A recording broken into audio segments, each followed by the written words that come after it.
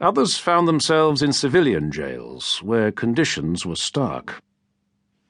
I was in a cell by myself the whole time.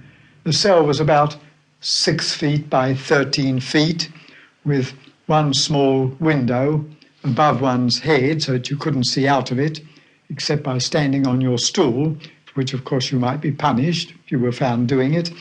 In the door, there was a little spy hole with a cover on the outside so that the warder could come along and open the spy hole and spy on you at any time to see what you were up to, so that you had the sense of being watched the whole time, which gave you a very uncomfortable feeling at first until in time you grew indifferent to it.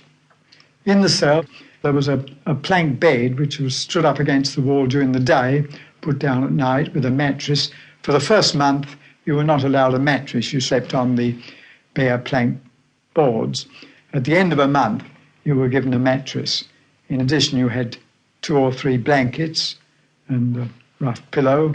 There was also a small table and stool, a chamber pot, a can for water, and a metal bowl in which to wash, a little shelf on which one kept one's knife, spoon and fork, a pot of salt, and any photographs which one was allowed to have in.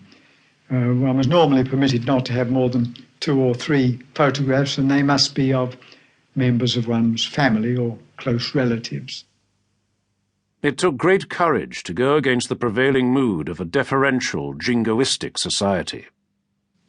There was a bit of a riot when we arrived there, and a number of the fellows were smothered with mud and so on, that sort of thing. I was in the middle of it, but I didn't get anything at all. They must have thought I was the boss, I think, I don't know. Of course, they'd heard about COs, and who were COs, and they were going to take it out of them. You see, when we went out as individuals, the majority of them didn't know who we were. It was just when the crowd arrived on that one train, you see, and they apparently heard that we were coming, and that was that. We did have trouble for a week or 2 with young fellows and so on. I was with a group of 3, I think it was, when they started throwing stones at us. But we ultimately got round to talking to them, and they were quite different by the time we finished with them. I don't mean to say that they would agree with us necessarily, but they saw we'd got a point of view which wasn't quite as ridiculous as they thought it was originally. I remember 2 or 3 of the COs at Princetown going up to the church for communion service and being stoned away. Sounds almost incredible, doesn't it? With the parson standing on a tombstone, flat tombstone.